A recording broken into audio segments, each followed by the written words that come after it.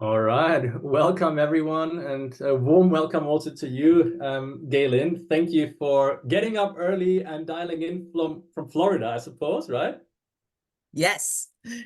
Yes, wonderful. And so today we have the pleasure to speak with Gay Lynn about her book, which is called Psychedelics, Dreams and Rituals, which I have here, and was very interesting to read. And yeah, Gay Lynn will guide us through some of her key thesis first of all, and afterwards we'll have a bit of time to dive a bit deeper into certain questions. Before we begin, I'd like to give a little bit of background about Gay Lynn. So she is a licensed mental health counselor and a credentialed addiction professional who has been working for over 30 years in accompanying people on their path of growth, development, and also healing.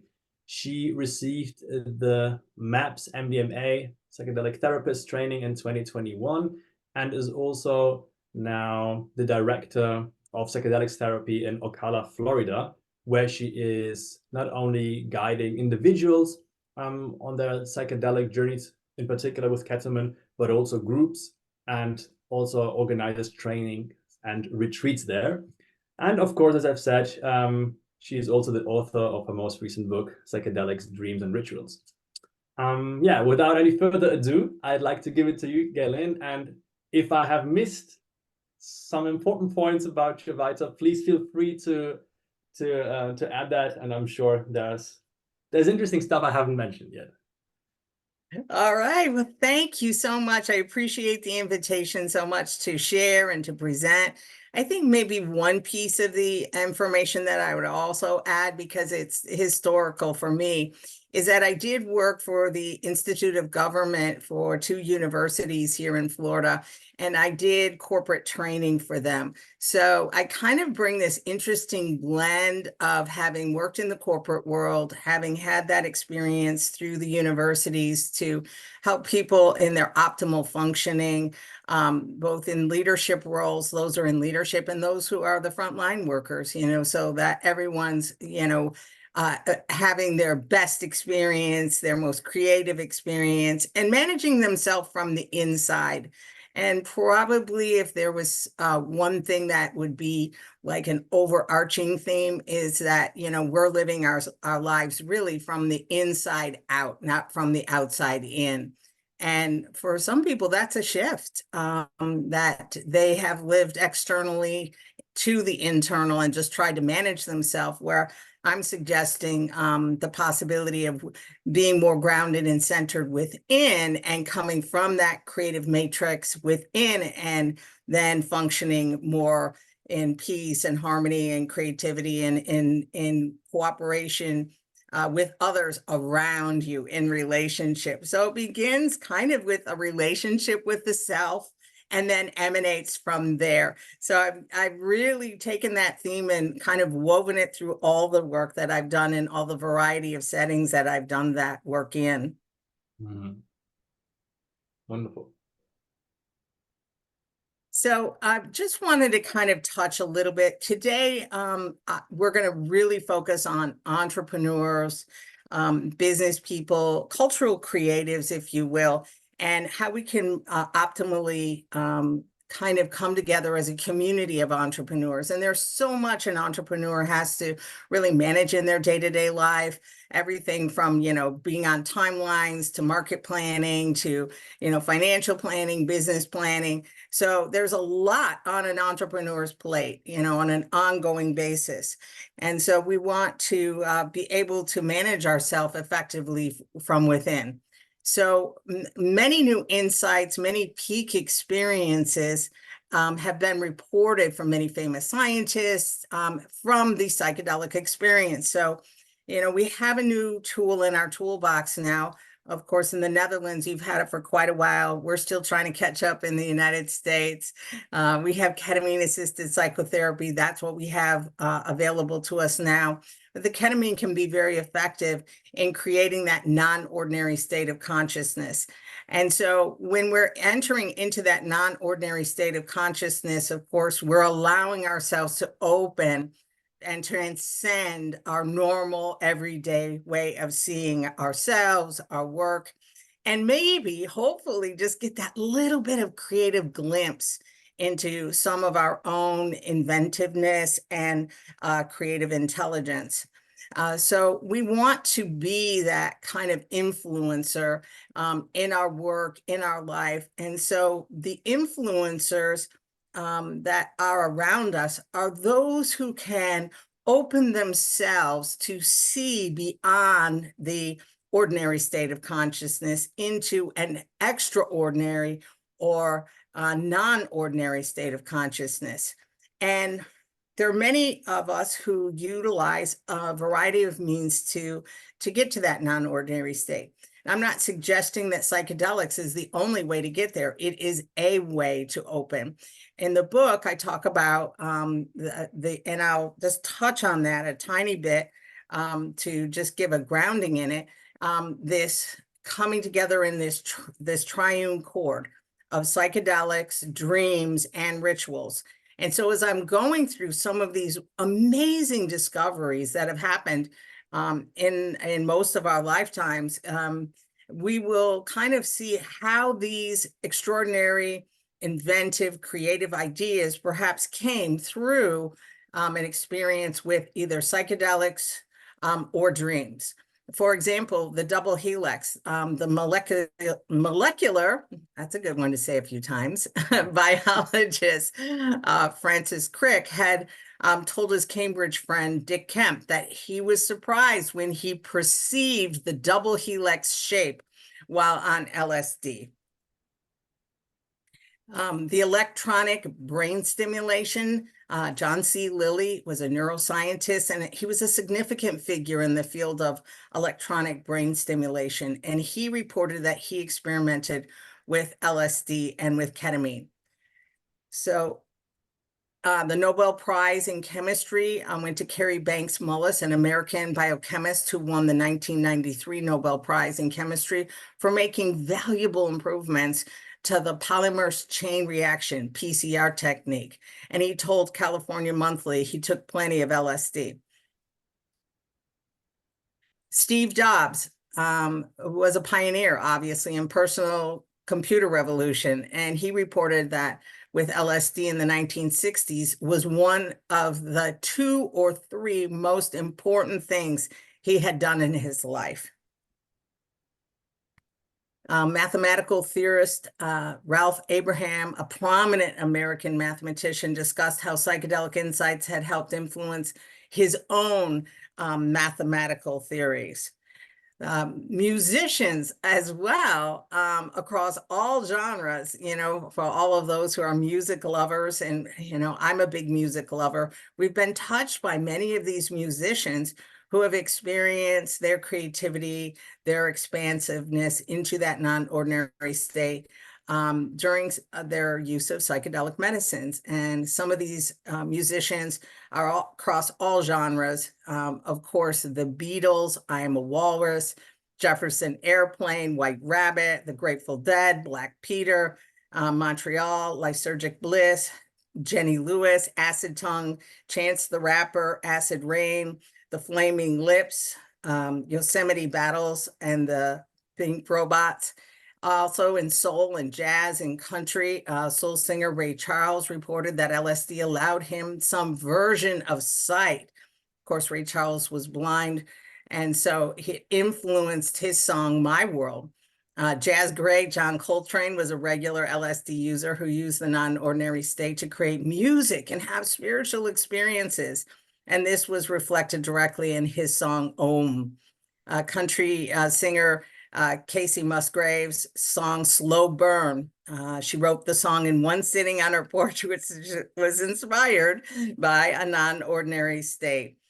And Dwayne Allman, who's a big Florida hero here, and Southern Rock, invented mainly by Dwayne Allman and the Allman brothers, used psilocybin mushroom extract pills, and they took them while they were jamming together in the morning.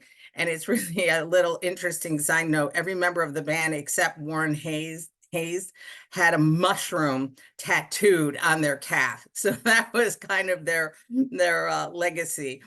So every journey that we take, of course, is going to be a different journey. There's no journeys that are the same. It's so interesting as I'm facilitating groups and individual sessions.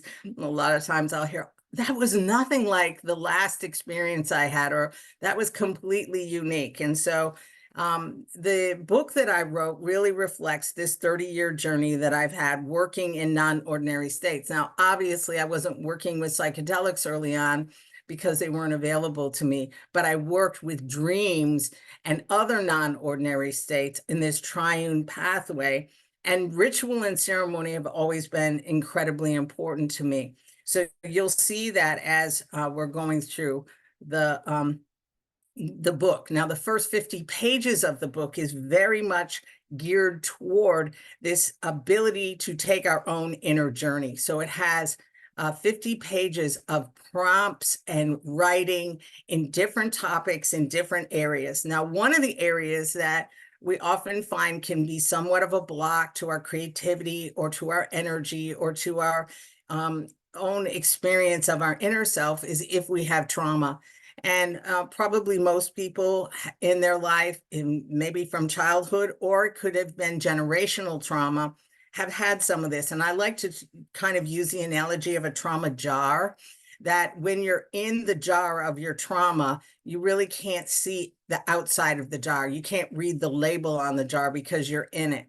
And psychedelics has this really amazing ability to kind of lift us out of that trauma jar and help us to look back at the jar, see what's in the jar, read the label on the jar and get a whole new, fresh perspective, which can be incredibly healing for us.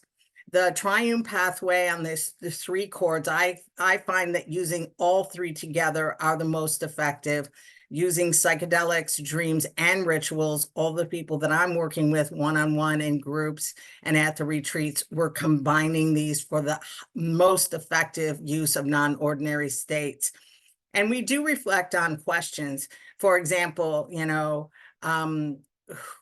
who I was, who I am, and who do I want to be, which are these bigger existential questions in life. And sometimes I kind of like to look at life as a spiral. We may ask these questions of ourselves at different turns on that spiral, as we're going through our careers, as we're developing through our families, as we're coming into a deeper experience with our own internal self. We can ask these questions at different junctures of our life. And as we're doing this work, I use a very simple, but very fun analogy of meeting the parts of the self. And so I like to use this analogy of a bus, and there's all these different parts of us on the bus. Obviously, for many people who may be listening, they have this entrepreneur part, this part that wants to be creative and a part that might be adventurous, and a part that might be somewhat stubborn, or a part that's fearful, or a part that's a child, a part that's a teenager, a part that's an adult, a parent, a son, a daughter. So all of these parts of us are on the bus. There could be a part of us on the bus that's anxious.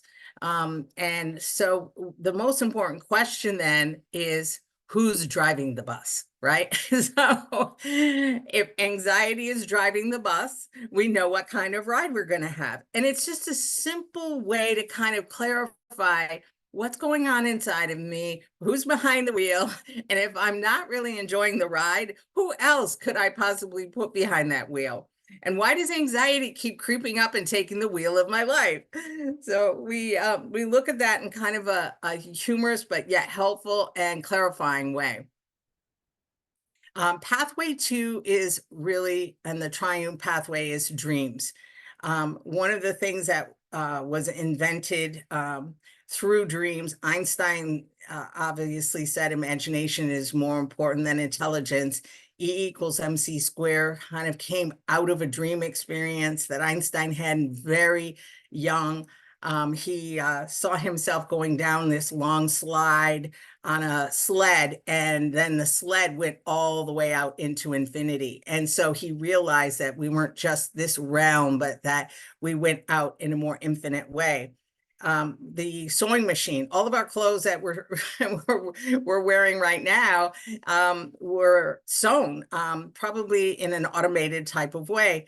The earliest patent on that sewing machine was created and by Ellis House, and he was able to, he was confused about how he could get the thread of the needle to go through the material and loop back through.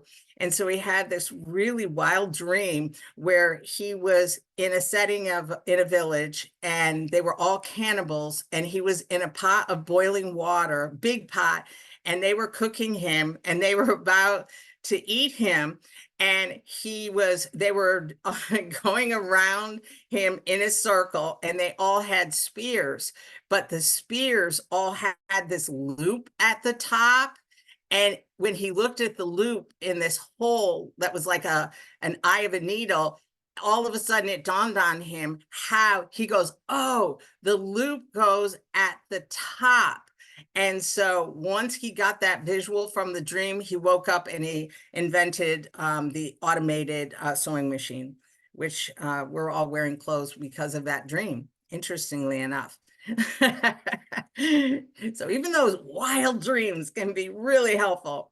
And of course, the triune pathway 3 is rituals. Rituals then put us in relationship with self and community. There's lots of different kind of rituals, not just the from little things that we do to prepare ourselves in the morning, a ritual of getting up, of maybe doing an inspirational reading, doing some meditation, doing some breathing, starting our day in that way, relationship with self, and then bringing that energy into community, bringing that energy into the workplace. And rituals are kind of our little touchstones that help us to ground, that help us to connect. Rituals help us obviously connect very powerfully. Even our meetings can be organized in such a way where they unify our energy fields and bring us together. And there's different rituals that we can do to encourage that. Also, we have to be, I'm not naive that, we don't all have our triggers. I have my triggers. I know my triggers. If I think I don't have triggers, I just have to ask my family. They're more than happy to point them out. So I know I have my own triggers. And so I have to understand how to diffuse myself. Again, it's not changing other people. It's how do I change myself internally? How do I know what's pushing my buttons? How do I know to set healthy boundaries? So I kind of go into that as well, and rituals for healing and transformation. I'm just going to touch on this a little bit because Maslow was wonderful. He and his wife worked together too. And, we all know the physiological, the safety, the sense of belonging. It's really important in the workplace. That sense of belonging was always a place where I found that people in businesses didn't feel a sense of belonging. Maybe it was something as simple as information wasn't shared and they felt like they were left out of the loop and they felt like they didn't belong. So all of these are important to us on an internal personal level, as well as how do they manifest externally. We move up into esteem and self-actualization. But the interesting thing later in his life, Maslow and his wife came up with the self-transcendence, which is really fascinating to me because the psychedelics really help us to enter into that sense of transcendence, right? And what does that mean? It's beyond the ego, it's beyond the self, it's beyond space and time, where we're also caring for others. And what's interesting about that level is it brings this intrinsic happiness. I love that concept of, how do we tap that intrinsic happiness in ourselves, and sharing that with others and caring for others is definitely a part of that. But we have to transcend the ego in order to do that. So Einstein said we can't solve the problem at the same level of consciousness that created it. And we've all heard that. So it's a really important concept to keep kind of fresh in our minds. So what helps us get beyond the level of consciousness that we're at today? So we have to shift perspectives. So here's just a couple of really quick shifts. Does the rose bush have thorns, or does the thorn bush have roses? It depends on your perspective, right? We didn't get to see the whole world until approximately, 60 plus years ago. For the first time, we got to see our little blue globe, in the universe. And now with the telescopes, we can see galaxies upon galaxies. So we realize we're just a speck, within the infinite galaxies. Our perspective has shifted again immensely. Does the caterpillar know that everything it needs to become the butterfly is already inside of it? Maybe not, but I'm sure that little green worm doesn't have that, perhaps we don't either. Whatever it is that we want to transform into, just as the caterpillar has everything to become the butterfly within it, we have whatever we need inside of us to transform ourselves, to transform our life, to transform our businesses, to transform our relationships. And some of that begins with intention. And we talk about this a lot, what does intention mean? So I just want to share a few of these sample intentions just to kind of jumpstart our thoughts around this. Part of it might be letting go of ego identification, letting go of control, only comparing myself to myself, experiencing more of my inner healer, my intuition, my deep intelligence, and getting out of default mode. Do I want the problem, or do I want the solution? Knowing at this moment, I already have what I need. There's that caterpillar, right? Everything I need is already inside of me. If I ask, I will receive it. And this is a interesting kind of transition here for many people, because people are not always comfortable asking for what they need, and they're not always capable of being good receivers. So there's some inner work that we can do so that we can ask and that we can receive. Help me see only love and unmask my fear. So I would invite our listeners to kind of think about this and maybe write their own intention for their life journey, write their intention for their business, for their entrepreneurial work. We also are very aware that as we're doing this inner work, as we're doing our work in the world, as we're expressing our creativity, we need to be grounded. And there are times when we're going to feel somewhat dysregulated. And how do we deal with that dysregulation? So we need to have a variety of ways to kind of use our breathing, use our meditation, use our senses. Also, we have to be aware that as we're going through these changes, even as a corporation, as a business, there are going to be different types of grief and loss that emerge. For example, if a company is going to go through a big change, they need to be able to embrace the fact that some people, they'll announce the change, and here's the change we're going to make in our company. But people are going to first go through this denial, anger, bargaining, depression, and acceptance. Like, oh, they're not really going to make that change. They've talked about that change before. That's not really going to happen.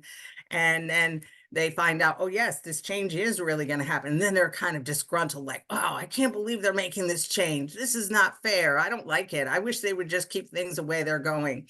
And then they go into this bargaining. Well, maybe it'll work. Maybe it won't. We've tried this before. It didn't work before. I don't know why they're trying this again. And then they maybe get a little bit depressed, like, we really are going to have to learn this new system because they're really going to put this in place. And then finally into acceptance. Now, I like to say these don't go in nice little neat, first we're in denial, then anger, then bargaining. It usually jumps around. You're in anger, and then we're in bargaining, and then bargaining back into denial, and maybe denial to acceptance. So, they're happening kind of simultaneously and with different people at different times. So just being mindful of that can be helpful as companies, corporations, and businesses and entrepreneurs are making changes. Some real simple phrases for grounding and centering can be, go with the flow, trust and let go. I will see what I need to see. Open the door. What can I learn? I am not alone. I am safe. I am protected. This is what I signed up for. That's a good one. A lot of people kind of chuckle with that. Like, yeah, I really did sign up for this. I lean into what wants to be revealed and breathe and take the next step. There's also this part of us, and the psychedelics, dreams, and rituals can help us kind of tune into what we call the inner healer and invite that deep intuition, that creative intelligence. And this part of us is our source. So there's many different names for source. We can call it inner healer, divine self, the Buddha nature, loving presence, higher power, God, goddess, creative intelligence, divine matrix, the universe, Christ within, the Tao. It's all the many names, but all the same healing presence of our inner beingness that is a part of us. I kind of like to look at our life like we're climbing the mountain together, and there are different pathways up the mountain. We're all getting to the same destination, to the mountaintop experience, but there's different pathways for us all to take. And we can kind of experiment and open our minds, open our hearts to that creative intelligence in a variety of different ways.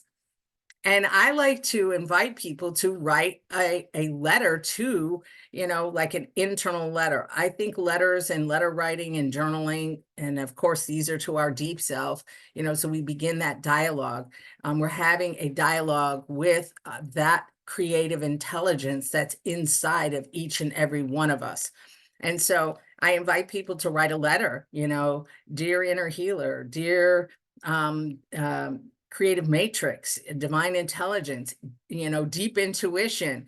I'm open, I'm receptive. I want to have this connection.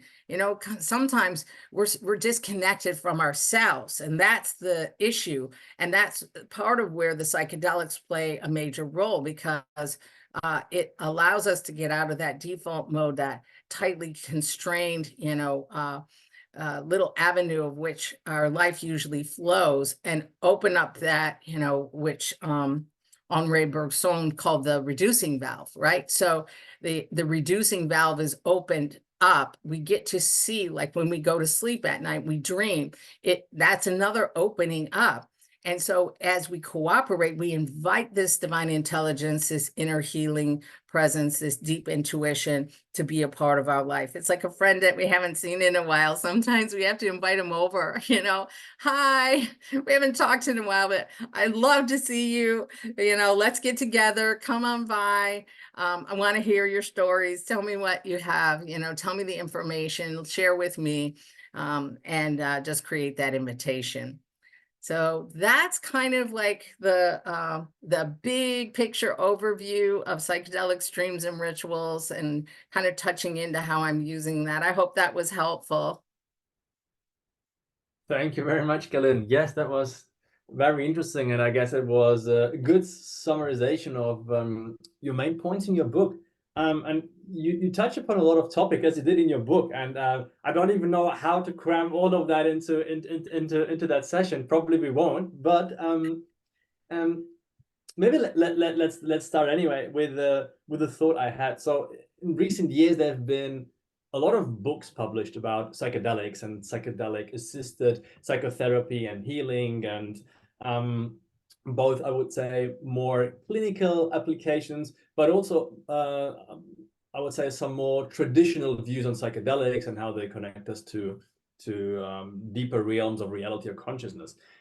What I found unique about your book was that on the one hand, you have the psychedelic work, but then you also drew in rituals and dreams. And so you're kind of operating at this nexus of this triad, right? And so maybe you could give our listeners a bit more background on the motivation on why especially this kind of triune chord, and why dreams and rituals and psychedelics can be conducive to growth or healing? That's a great question. So from my own personal experience and my experience working with people over the 30 years is when we open ourselves up to receiving insights and information, it's kind of a funny way to think about it, but I think we all have guides. I think we have kind of presence that are with us.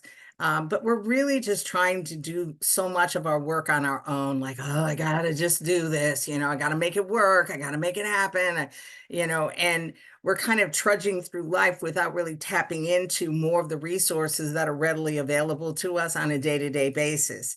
And so, it's almost like we have angels that are ready to help us, but they're kind of sitting on the couch and they're just like, I don't know, she just doesn't seem ready. She's not really talking to us today. She said, I mean, we have so many things we'd like to share with her, but, and then all of a sudden we kind of open ourselves. We usually, I wish this wasn't the case, but people do not come into my office and into the work I do because they're inspired. People come for inspiration or desperation. And 90% of the people that are coming in are coming kind of out of desperation because they have tried everything else and they're not getting the results in their life. They're not getting the results in their relationship. They're not getting the results in their work life and their creativity that they would like to see.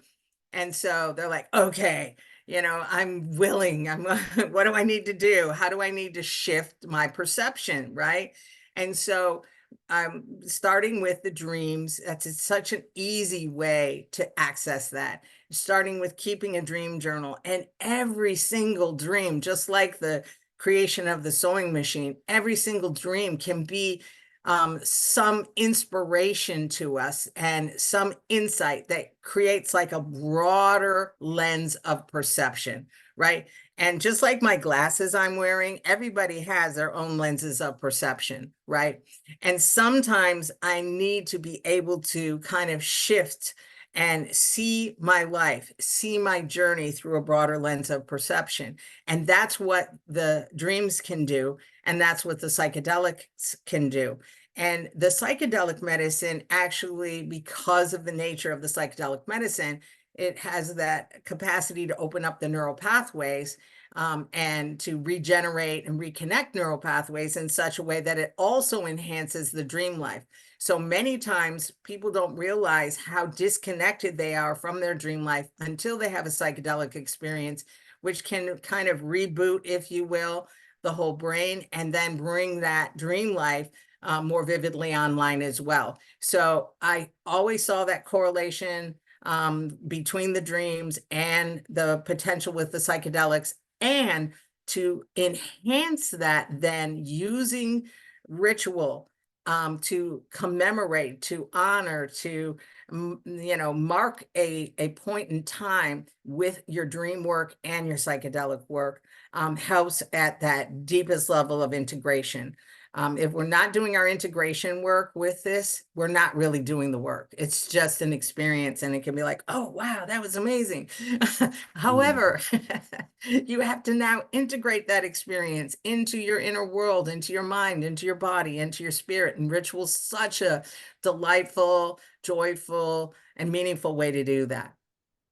It's very interesting. So when you speak about dreams as a source for growth or maybe even healing, probably most people would shrug their shoulders and say, I'm not really sure about it. If I recall my dreams, and most of the dreams I probably don't even recall, and if I recall of them, people would think I'm a bit of a lunatic because the stuff I'm dreaming is well, maybe sounds very weird, or I would never share that with somebody, right? So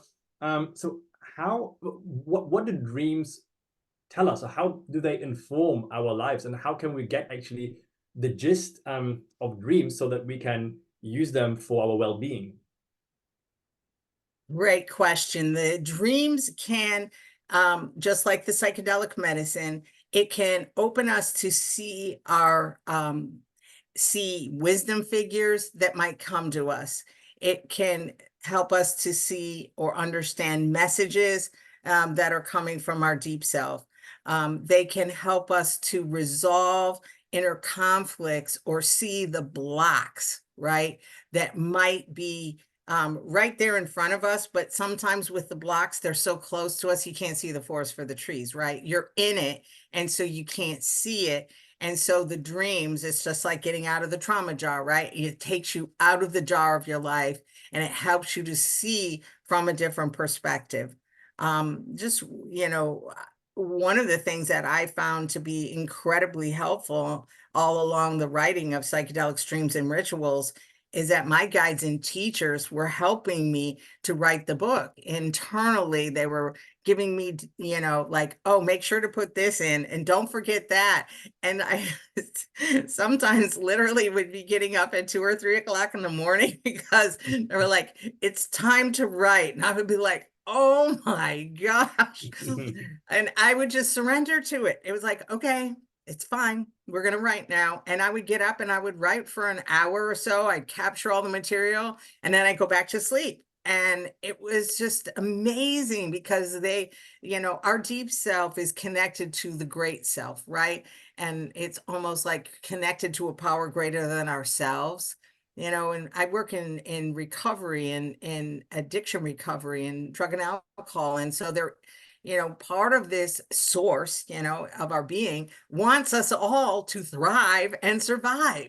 And so we're all a little tiny piece of that. And so each one of us, as we're able to grab that thread and then bring it back through into the life, into our world, through books, through businesses, we then become a part of weaving that new life energy into this world to make it a better world for everyone. I mean, it sounds perhaps somewhat altruistic, but I do believe that we are created good and very good, and that there is a divine force of good in the world that wants us all to thrive and survive. And so how do we bring that into the world? It might be in a variety of different ways. Maybe it's just by being a good mom or dad, you know, that's a wonderful way to bring that into the world. It's amazing. I have 5 kids. I mean, that was the toughest job I've ever had.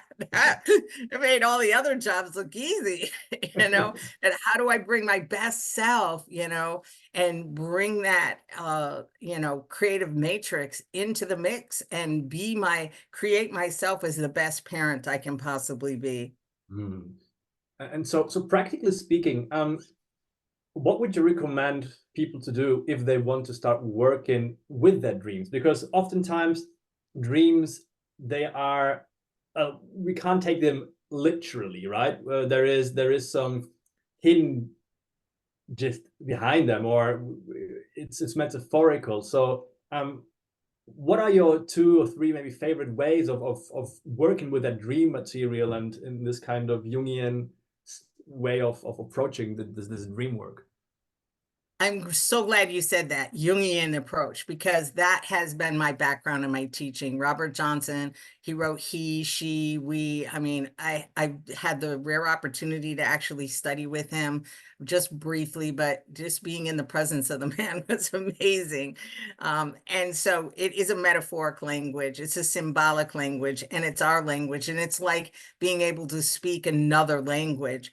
Dreams do come with their own, you know, it's like being able to speak Italian, you know, so we have to kind of study the language of our own inner symbols, the archetypal realm, you know, and what is that archetypal realm helping us to know about ourselves? What's that archetypal realm, those symbols, those images, those pictures that are emerging? They're ours. We created them, right? And so what do they mean to us?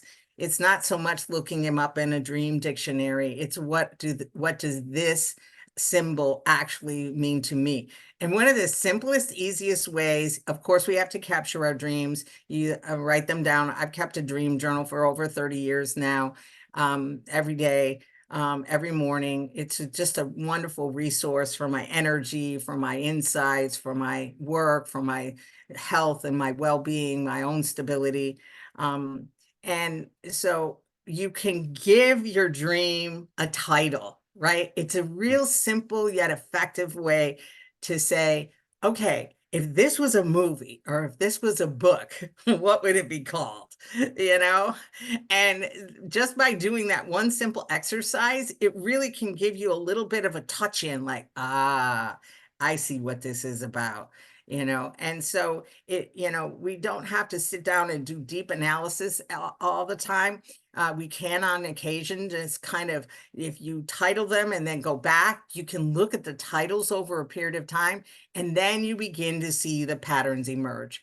And please know the patterns are incredibly important for us to identify. It isn't the minutia or the granular parts of the dreams or the psychedelic journeys. It's really being able to get out far enough so you begin to be able to see your patterns. It can be patterns of relationship, patterns, generational patterns. It can be fears that have been patterned in. And we kind of go into this groove in our brain sometimes, or our script, if you would, of this pattern. And, at best, when I'm working with people individually or with groups, I'm really looking and listening for the pattern, because patterns will repeat themselves. And so once I can kind of get a sense of that, and obviously 30 years of experience, I get to, most of the time, not all of the time, but I can hear the patterns pretty quickly, and I can bring those to the surface. And basically what we're doing, we're bringing what's in the unconscious realm into the conscious realm, right? And that's critical, whether it's a pattern, whether it's a dream, whether it's an archetype. I'm bringing what's in the unconscious to a conscious level, and then I have choice. And that's really what we're going for. If it just runs unconsciously, we don't have choice over it, right? It's kind of running us. We're not actively engaged with it. And so unconscious patterns, it run unconscious behaviors. And so once we can reveal that, dreams can do it, psychedelics do it very effectively. They're able to help us to see the patterns, bring it to a conscious level. Then we can decide, is this script working for me? Is this pattern working for me? And if it's not working for me, what do I need to do to rewrite this script? And the more I think about it, the more parallels I see or start seeing between dream work and psychedelic work, in the sense of both are probably a way of uncovering what lies hidden into deeper realms of our psyche, often in the sub or unconscious. And oftentimes the way of dealing with material that comes up is similar, right? I mean, I think in terms of dreams and psychedelic experiences, often messages will have to be viewed from different perspectives, because they might seem paradoxical, or they might seem contradictory or unclear at first sight. And so there is something oblique about these experiences that kind of requires seeing not the details necessarily, but maybe more the underlying essence, right? The patterns, as you call them. Yes. I'll just share one really quick dream experience. And this showed me a pattern that I needed to see. And that was a pattern of kind of looking for validation from authority figures, right? And a lot of us have that unconscious pattern that can be running beneath the surface and we don't even realize it. So the way it manifested for me was in this dream about my mom and dad. And it was in the dream, I was looking at this beautiful crystal forest. I could see the life energy in every single leaf and every single tree. It was a crystal forest. It was absolutely extraordinary and beautiful. And I'm looking at the forest, and I had a guide next to me, kind of like a figure that was showing me this forest. And I looked over at my mom and dad. I was so excited. And I looked at them, and they were looking at the same forest, and they couldn't see it. And in that moment, I realized they not only couldn't see the forest, they couldn't really see me in my fullness either. They couldn't see the essence of my being, but I had put so much energy in trying to get their kind of approval and see me and validate me. And in that moment, everything shifted. It was a one dream, one moment, but in that moment, everything shifted. It was like, and I looked over at the guide that was with us in the dream, and I was like, no, they can't see it. And all the guide did was shake his head back and forth, like, nope, they can't see it. And I realized that in that moment, I was putting way too much energy into needing this validation or this approval for authority figures, for parental figures, wherever we work and whatever job we're doing, and even if we're the person who's the entrepreneur, we're kind of looking for that external approval sometimes, and that can really bog us down. We can kind of deplete our energies in that way unnecessarily. And so I stopped doing that. I was like, okay, I accept my mom and dad for who they are. I accept myself for who I am. I don't need that. I don't need them to see me or be able to see the crystal forest, because they're just not going to see the crystal forest, and I have to be okay with that. And it freed me up, if that makes sense. I freed myself up. Beautiful, very, very beautiful realization for dream work. Wow. So the other pillar of your work are rituals, and Francis Weller, who wrote The Wild Edge of Sorrow, very beautiful book, he said that the two primary sins of the Western civilization are amnesia and anesthesia. So we forget and we numb. And also in your book, you wrote that we have unlearned or forgotten the art of ceremony and ritual. So how does that lack of ritual manifest in ourselves, but also in our society? What are the symptoms of that? Or why would you even say it's important to bring rituals back into our lives? So my interest in work with rituals started over 30 years ago with my master's thesis, which I wrote on the experience of non-ordinary states of consciousness that we enter into through ritual. And my very first book was called, Transformative Rituals, Celebrations for Personal Growth. And that was written over 25 years ago now. It doesn't even seem possible. And the behind that book was this knowing that, in our culture, we are absent of so many rituals and ceremonies and rites of passage to help us through our evolution in our growth cycles. Even just, we do that pretty well, when kids are young and they, have their graduation ceremonies and everything. But once we turn like that 18, all of a sudden these kind of rituals are missing for us. So we tend to go toward rituals that are not as life enhancing. Alcohol becomes the ritual of rite of passage. You're of the drinking age. The cars and having an automobile and driving, and that whole like, oh, I got my car, or I got my truck, so that becomes a rite of passage. But they're almost like, as you said, like the alcohol, the drugs, sex obviously becomes a rite of passage. And we're kind of like ill-informed about all of these. We're trying to initiate ourselves into adulthood without really knowing how. And so we're going for whatever the culture and society is saying, well, here's the way you do it. And, but it's so many consequences come from that. Addiction comes from that.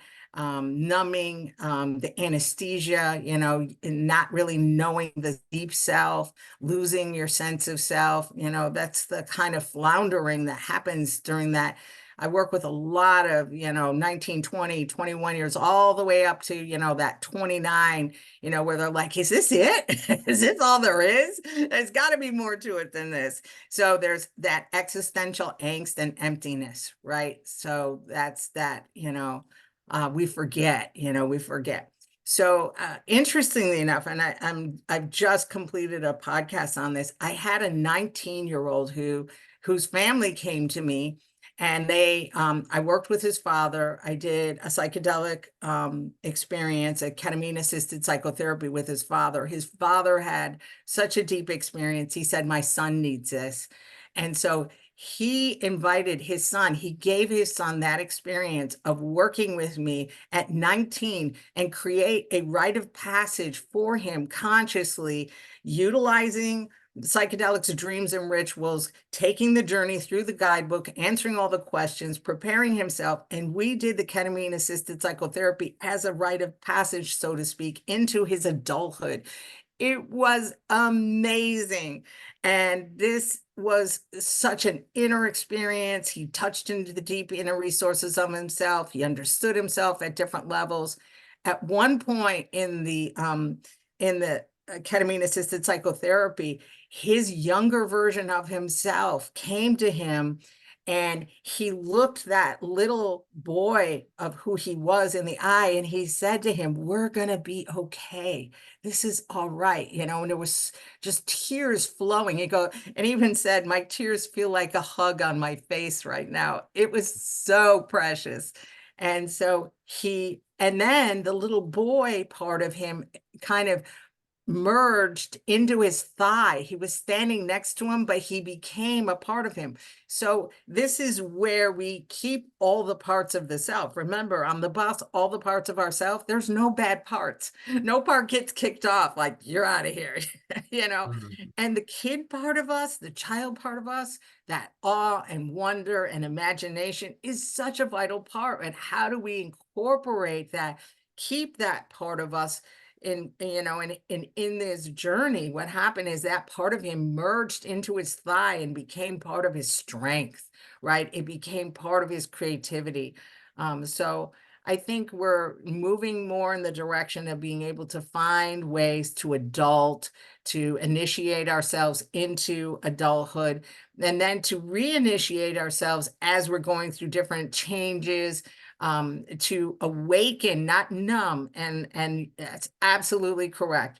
I mean, there are so many people that are just existing. They're not living. And so, the work that I'm doing with ritual, with psychedelics, with dreams is, okay, I want to live. I don't want to just exist. Exactly. And to live also then demands of us that we open to all of it. And that is the 10,000 joys and sorrows. That is gain and loss. That is praise and blame, as the Buddhists would say. And it seems that our quest for pushing suffering and pain out of our existence just creates even more pain and suffering, which is kind of the samsara, as Buddhists would call it. And regarding rituals, I would like to hear your opinion on what role does community play in rituals, because it is often that rituals allow us entering a space that we alone could not enter, and that we couldn't hold. We couldn't be the space holder for ourselves and undergoing this depth of experience. So this is from one side. On the other hand, more holistic psychotherapists, for instance, like Bill Plotkin, who does Vision Quest, he says that psychological health cannot be viewed in kind of the isolated skull of a person that is a purely subjective neurological issue, but that it is an ecological question. It is a question of who does the person relate to, right? So what role does community play in creating powerful rituals? Community plays a vital role. So many of us, our wounding happen in a community, right? And so our healing has to happen in a community as well. So it might have been the community of a family that our wounding happened in. And so it has, the healing has to be in community as well. So the value of community cannot be understated. I'm doing ketamine-assisted psychotherapy with psychodrama, which is really an interesting combination, because then the parts of the self get to kind of emerge and come out, and they get to play out in community the healing that needs to happen. I've done this for years without using any of the substances, no medicine at all. And so it's effective with or without, but certainly, with the ketamine-assisted psychotherapy, or as, things are evolving here in the United States with MDMA, with the psilocybin at low doses, this can be effective as well. So in a community setting, what can happen is I might have a younger member of the group who sits and she's struggling with her relationship with her mother, and I'll have someone else in the group who plays her mother, and that mother's struggling with her relationship with her daughter, and they get to, in the group, play the roles for each other, and we watch in the setting of community as this healing takes place, and they see it from a broader perspective. They acted out, they acted in, they allow themselves to feel and hear themselves differently. And it is the, great value of doing some of this work in group, in community, that allows for those shifts and those healing experiences to emerge. Definitely. And then there is something if magical that might happen if the conditions and the settings are right. If we went there with proper preparation, when we feel emotionally, psychologically safe to open up to whatever might arise, we can experience something that is unutterable or beyond the verbal description. And you have touched upon that both in your presentation, but also in your book. You spoke about the French Nobel laureate Henri Bergson, who said that the brain has sort of a function as a reducing valve, so to speak. It creates a necessary friction that allows universal consciousness to be materialized, or to be pushed into form, right? It is kind of comparable to what William James thought about the vocal cords, and who compress the air so that we can actually utter a sound, right? And otherwise air is this fuzzier, omnipresent thing around us, right? And so I would like to ask you, what do you think psychedelics actually allow us to access in these deeper realms of consciousness? And in what way is also kind of the spiritual or the sacred important for healing or for insight? The spiritual component and the sacred are very important. One of the ways that I see this manifest, and the book is dedicated to Maria Sabina. And it's dedicated to Maria Sabina for a reason, because she was one of the early healers in this. And she knew the value of not just having the mushrooms and the psilocybin, but putting it in the context of a ceremony, of a ritual, of a cleansing, of a healing. And so that's really what, made what she did so incredibly powerful, that healed at so many different levels. So the reducing valve just reduces us to what actually we need to just function and survive in the world. And it can just be such a very thin band of reality that's coming in. So, what happens is that reducing valve with the psychedelics, with dreams and rituals, is opened up. And once that's opened up, it's like the aperture of a camera and the old style cameras. Once the aperture is opened up, it brings in so much more vision, dimensionally as well. So, there's on a spiritual realm, it depends on your orientation in your culture as well. Because culturally, whoever is kind of important or significant to you can have that opportunity to manifest in that psychedelic realm. For example, I've had times when Mary has shown up for people. And Mary's this healing mother, right? And they never had that experience of a mother that was just unconditional love. And so unconditional love and healing shows up as a vision of Mary, and Mary holds them, and Mary comforts them and soothes them, wraps that beautiful blue light around them. And so that experience in the inner realm, and then to be able to come back into a group setting, for example, and share, oh, I had, this experience, I have a sense of my divine mother instead of just my physical mother. I have this other, like, expanded view of my world. It's not just what I can see, feel, taste, and touch in this, outer realm. It's an inner deepening and an opening to a dimensions of ourselves that exist at all times, but we're just not paying attention.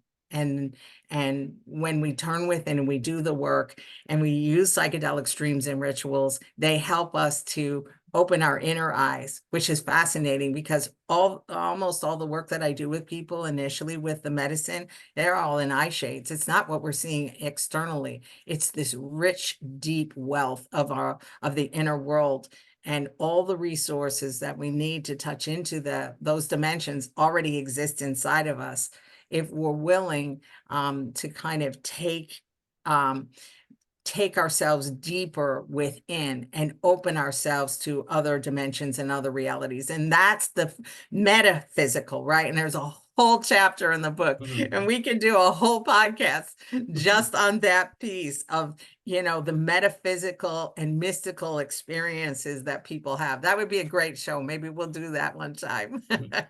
Will be episode number 2. Yes, very, very interesting. So, Gay Lynn, we are slowly coming to an end. We're already 1 hour into this fascinating, captivating topic. Do you have a few concluding thoughts or remarks that you would like to give our listeners on the way? Yes, I would. I would really like to encourage those that are interested to do their work and to find the best methods that are suited for them, and be wise in your use of the psychedelics. We just started our own psychedelic integration circle that's open to the community, and part of it's for harm reduction. Some people are utilizing these medicines without any supervision or sitters or people who are knowledgeable. And I don't know that that's the most effective way to use the medicines. So, being mindful and careful. The book definitely helps with getting you set to do your own inner work. Doing your inner work beforehand so that you're going to get the most out of it is absolutely essential. That's the whole purpose of the pre-sessions. When I'm working with someone, when you're working with someone, we do a number of pre-sessions so that we're really kind of taking them on the journey before the journey. I use the analogy of packing for a trip. You better be careful of, what are you going to take on this journey, and what do you need to pack, and what do you have to have in your suitcase in order for this journey to be the best that it can possibly be. And how do you prepare for turbulence on the journey, so that when you're, on the journey, if these things come up, you know how to handle it. You've got, kind of you've already prepared yourself. So that's the pre-sessions. Then the medicine journey itself is a rich and wonderful experience. And sometimes, a number of different times utilizing the medicine can be helpful. The first time for people is usually just getting used to the medicine. What is this, how do I acclimate to this, taking this step into my inner world? And then following integration, I cannot emphasize how important doing the integrative work is. I think some people that come to me have done a lot of journeys and no integration, and they just have like indigestion because they haven't digested what they've already done. And so, like, we don't really need to do any more journeys right now. What we need to do is integration work. And that's kind of, you know, going through, sifting through what they've gained, what they've learned, look for the patterns, and then, you know, then look at maybe how do we take that information and ritualize it in their life in some way, honor what they've received, the deep wisdom, and then move forward from there. So the pre-sessions, the medicine session, and then integrative work are vitally important. I would say that is a great concluding message. So don't travel too often, otherwise, and if you don't integrate, you'll get psychedelic irritable bowel syndrome, right? That's right. Some sort of that. I like that. Yes. Okay, Gay Lynn, thank you so much for your time. And I hope that this session will be and has been useful to those that are listening. Thank you very much for sharing your learnings and your wisdom with us. Thank you so much. I appreciate the invitation. This was delightful.